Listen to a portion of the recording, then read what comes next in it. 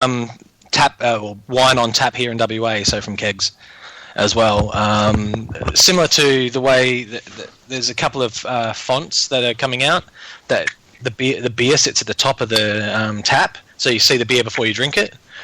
The wine is the same. It's in the glass at the top of the tap, and you can see the wine before you drink it. Interesting. So, very fancy. I learned about an interesting trend that's picking up speed now here. Dogfish Head a while back invented this thing called Randall the Enamel Animal. And it's basically, and I read the book, this is how I know about this, but, and for those of you that are wondering, it's called Brewing Up a Business, and it's a story of Dogfish Head, and it's well worth the read. It's a really good book. But, anyway, Randall is a piece of tubing or pipe or something, and basically what they did was they would stuff it with hops and connect it to the tap. And so the beer, when poured, would be diffused through a tube or pipe stuffed full of hops. So it would get those hop esters, like, right on. This is when they were going for the super hoppy IPA. So it was a way to, get this amazing hoppiness going on. And so now, and I found this out this weekend, there are meaderies that are attaching mead randles to their mead kegs. And so they're diffusing their mead through pineapple or lemons or, whatever it is that they're putting in there. And I thought, what a wonderful idea. They do. We've got a few of those here. They call them hoppinators over here. The same thing. Yeah, same thing. Yeah. But they'll put chilies and all sorts of stuff in them at the bars. But yeah, the hop rockets that they use inside the production breweries and that, they can be filled with everything. Oh yeah. Yeah, they can put anything they want in there. Yeah. So I thought it was just an awesome idea, but apparently it's picking up speed in the mead industry. The way I understand it, the breweries have been using it forever, but now there's meaderies that are starting to do it. And I talked to a couple different meaderies. They were like, "Oh yeah, we've been doing that for a while in our tap room." And I thought that's just a really great idea. Yeah, that'd be awesome because then you can obviously have more than one product as one product. Yeah. Well, and I'm thinking about the next mead that I make. I'm going to, say I make a strawberry mead, and then when I'm racking it, stuffing the racking, or the big siphon tube thing with strawberries. So it, just gets flown through strawberries on its way into the next bucket. It's like, ooh, that could work. I'm going to have to play with the idea and see if I can come up with something that works. I would think you'd probably want to just, mash the strawberries and run it through a bag of it in secondary rather than that, because I think the whole point of that is doing it as you're dispensing it. Yeah, I think you're probably right, but now I'm thinking of ways to, re-infuse, not just, putting fruit in secondary, but trying to make it some way, really pump it up at the end. And to get that fresh strawberry that you often miss. Yeah, that ferments out so often. Ooh, yeah, now they're talking about ginger on the live feed. Yeah. Fresh ginger in the Randall. Yeah, actually, Tony, somebody is doing fresh ginger in the Randall. So, that is being done. Somebody else was telling me they were using peppers for they had a capsicumel that they were peppering it up a little bit more by doing that. So, there's a lot of really interesting Sean mentioned that a minute ago, yeah. Yeah. Well, there was a particular meadery that I talked to this weekend. It just made me think about it, but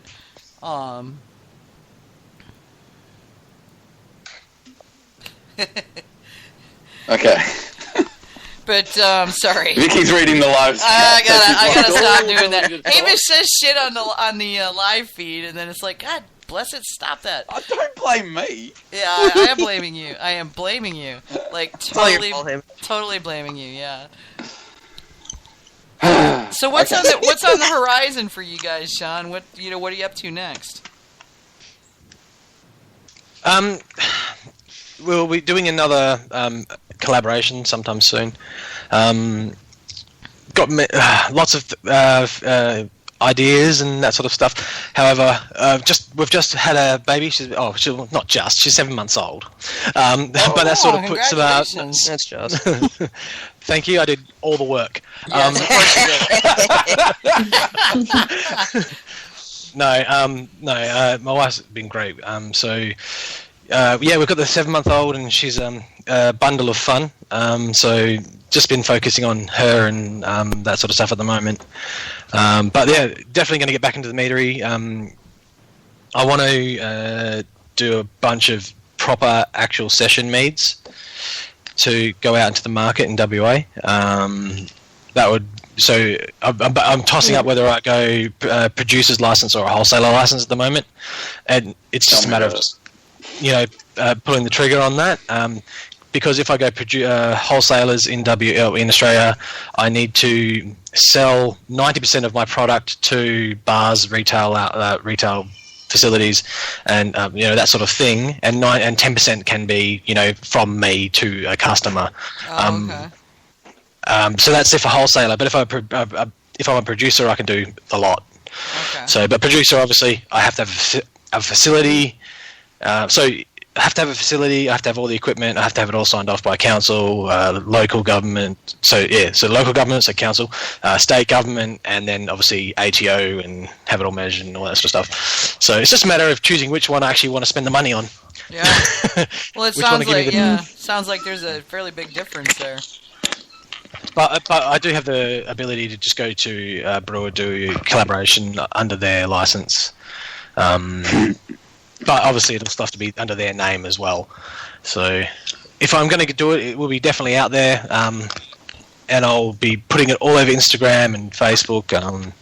Somehow we've managed to get about 3,500 followers, 75% of that locally in WA. Nice. So, yeah, very, very, and that's just Instagram, so it's just only pictures. But yeah, that a lot of them seem to like what we're putting out, and I think we've got the session meads is definitely where it's at for Australia. That's what's going to push the mead category higher, because the larger 14% meads. I mean, Steve's meads are fantastic, and I like what he's doing. I don't necessarily think they're going to sell as fast, and also I don't know if you're going to have a 14% mead on draft. Probably. I know Steve does. Well, you guys are Australians. That's like nothing for you, right? That's a small true. wine. Yeah, that's a small red wine right there. So, like, if I could have Steve's mead every day, I would. But yeah, we're going to go the session meads. I'm going to do everything in the range, but the session meads is going to be our focus, and the braggots. The braggots are going to help as well. So, yeah. So I think what the next alcohol level do you call a session made? Here it's like under anything, 6%. Anything under 8. so personally for me, because generally meads are above 10, whatever you're making. Yeah, 11. From any of the like recipes, 8 they're and all 11. they're all 10, above 10. So I'd like to think that a session is below 8 for mead. Okay.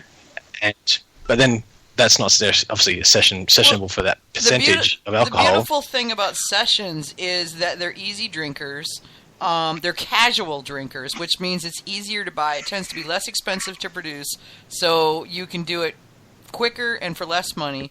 And what's happening here is a lot of meaderies are doing sessions because the turnaround time's quicker, and they're putting it in cans because a lot of places that you would take, something to drink with you, like a concert venue or the beach or, just wherever, any kind of public place, generally is going to ban glass because glass breaks and then people get hurt.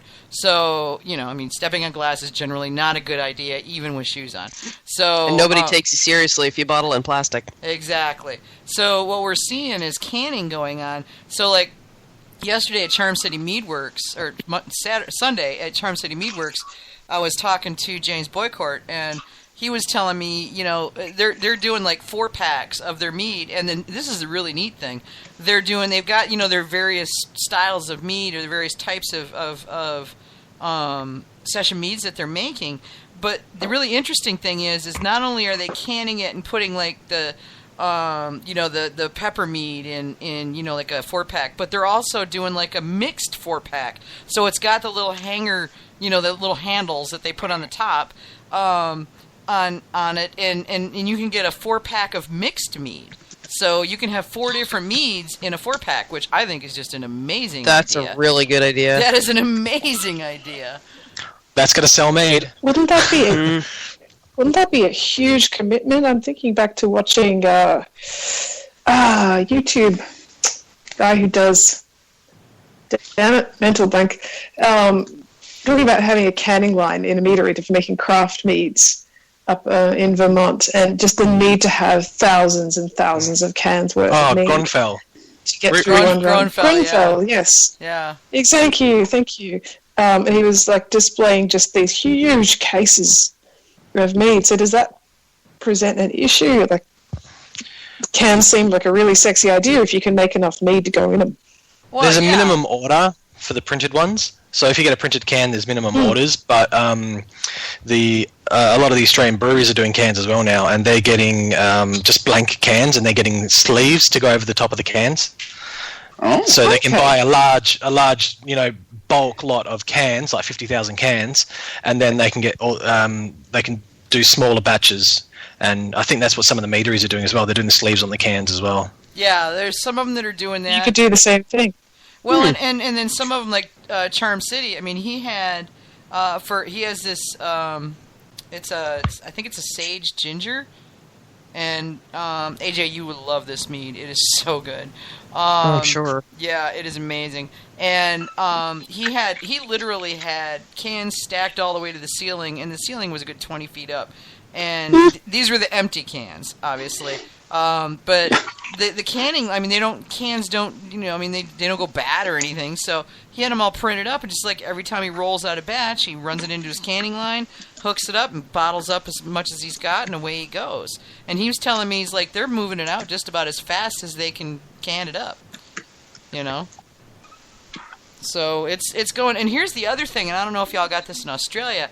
All right, y'all got growlers there? They're like we have growlers, crowlers, squealers. You have crowlers, okay. Yeah. I was going to ask, because when I was at Sellerman's in Michigan, Sellerman's is doing the crowlers almost exclusively. They're rolling up bottles and a regular 12-ounce canning line, but they were doing crowlers, and I had not seen one of these before. I just hadn't run across one, and they're just the coolest thing, because they're basically, for those of you that are going, what the hell's a crowler? It's a super big can, basically.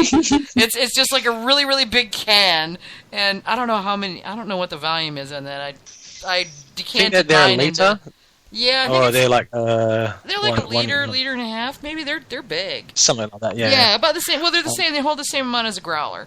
And the neat thing is that, it's like, so this is like a can you could share with 3 or 4 friends, It was really neat. When I got mine home, I decanted them into flip-top bottles, because I wasn't going to drink all of that at once, and I didn't want to lose the quality of the mead, so I wanted it in a glass where it would keep a little bit better. But it's an amazing idea. I love it.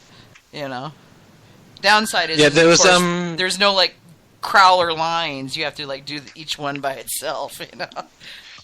We've got some locations here in Perth that like bottle shops and bars that do canning. They still do larger cans as well, but they're 500 ml, so half a liter, and they will do the cans off their taps, whatever's there. And I did the same for actually one of the beer de meal. I did a few of those. I gave some to Steve to take back to when we were in Adelaide. Gave some to Steve to take back to New South Wales to give one to Joel, but they exploded in his bag. No. Oh. Yeah, I was fortunate. We were driving to Michigan, so I transported them back in the vehicle, so they were okay. But yeah, I wouldn't even want to try to fly with one. That would be bad. I can't even imagine. I think he drove back and they just got a bit too hot and exploded. Yeah, that'll do it. Damn. So okay. Other than that, fans. I'm curious. Okay, so shifting momentarily to what you to you as a home brewer, I guess. What are your favorites? What are the things you like to make the most in mead? Can I say other podcast things? So, I listen to the Brewing Network as well. Oh yeah, sure, no worries. And one of the Tasty McDowell does a beer called Janet's Brown, and it's one of my favourites to do. It's eight, well, anywhere from 6 to 8, depends on what recipe you use. But it's my version is about 8% or 7 to 8%.